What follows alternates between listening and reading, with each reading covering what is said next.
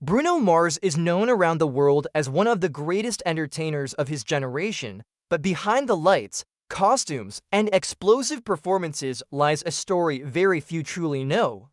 By the time most children are still learning how to read, Bruno was already performing under the hot stage lights, dressed in a glittery jumpsuit, imitating Elvis Presley with uncanny accuracy. Born Peter Jean Hernandez in Honolulu, Hawaii, he was only 4 years old when he began performing nightly with his family's act.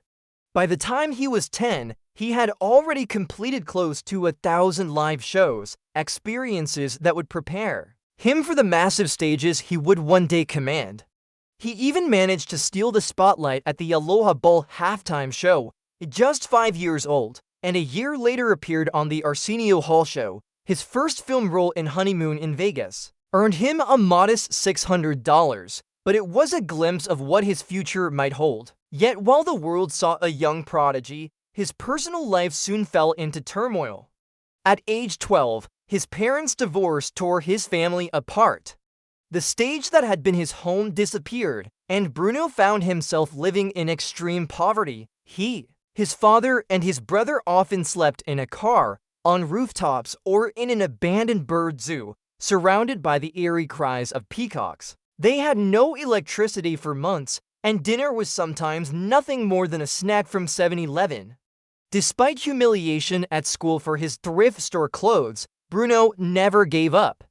He earned money impersonating Michael Jackson just to afford demo tapes and transportation. Even in the darkest nights, he practiced guitar by moonlight, determined to keep music alive. That hunger for something bigger carried him to Los Angeles in 2003 when he was just 18.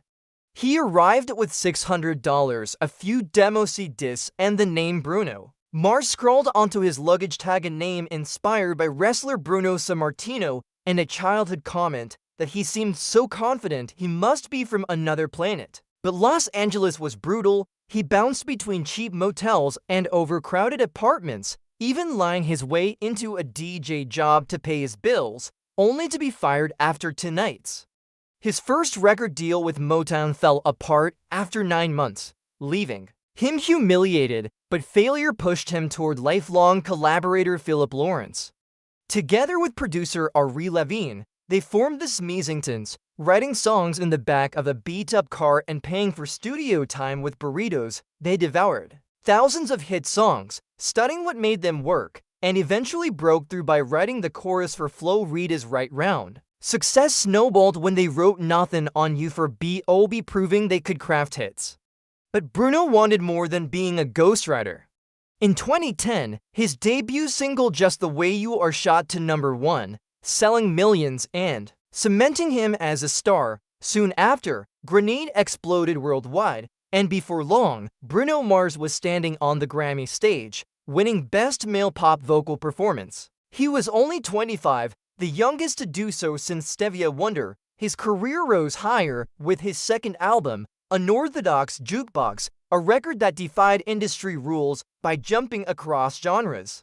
From funk to reggae to rock ballads, the album stunned critics and sold millions, eventually winning Best Pop Vocal Album at the Grammys. But it was his collaboration with Mark Ronson on Uptown Funk that took him to a new stratosphere.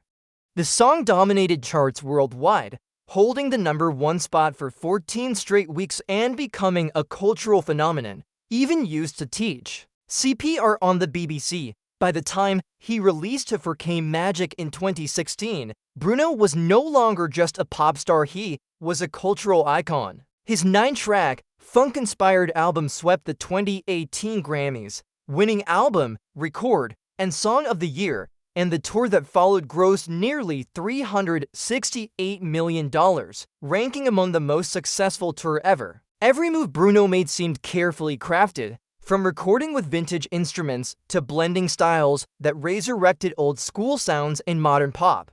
His partnership with Anderson .Paak as Silk Sonic in 2021 only cemented his reputation. Further, their single Leave the Door Open brought retro soul to the top of the charts, swept the Grammys, and proved Bruno's ability to reinvent himself while honoring the past. Their debut album, An Evening with Silk Sonic, recorded entirely on analog equipment, was a masterclass in musical craftsmanship and earned both critical and commercial success. Even as Bruno scaled these professional heights, his personal life remained quieter, almost secretive. For more than a decade, he was in a relationship with model Jessica Caban, a woman he once called his rock. But in recent years, speculation about their breakup spread as their public appearances together disappeared. Social media posts vanished. Whispers circulated, and fans noted that she spent holidays away from him, yet neither confirmed an official split. It added an air of mystery to a man who had bared his soul in music but kept his heart closely guarded in real life. Then came another headline-grabbing controversy in 2024 when rumors spread that Bruno owed $50 million in gambling debts to MGM Resorts. Stories claimed he was working off his debt through his Las Vegas residency. The rumor caught fire instantly. Talk shows repeated it, fans speculated endlessly, and hashtags like #BrunoBroke trended worldwide. MGM Resorts swiftly denied the claims, calling them completely false, but the idea of a global superstar drowning in debt was too enticing for many to ignore. Bruno himself leaned into the narrative, cracking jokes about it on stage and on social media, turning what could have been a career-damaging scandal into free publicity.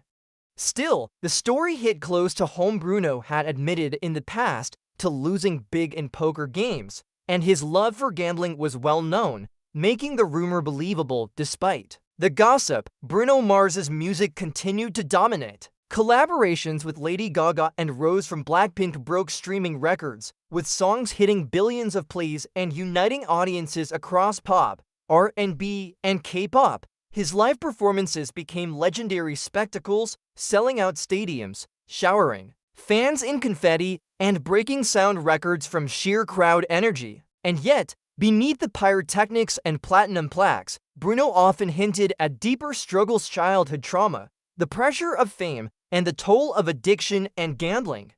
His story is one of resilience and reinvention, of a boy who grew up in poverty but refused to give up his dream, of an artist who studied music like a science and then used it to shape global culture. At 39, Bruno Mars remains both a mystery and a marvel, a man who can make the world dance, laugh, and cry, but who still carries secrets from the life he's lived.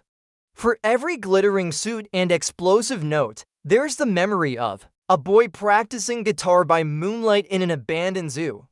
And maybe that's the real Bruno Mars, not just the superstar, but the survivor, the hustler, and the dreamer who never stopped performing, even when the lights went out.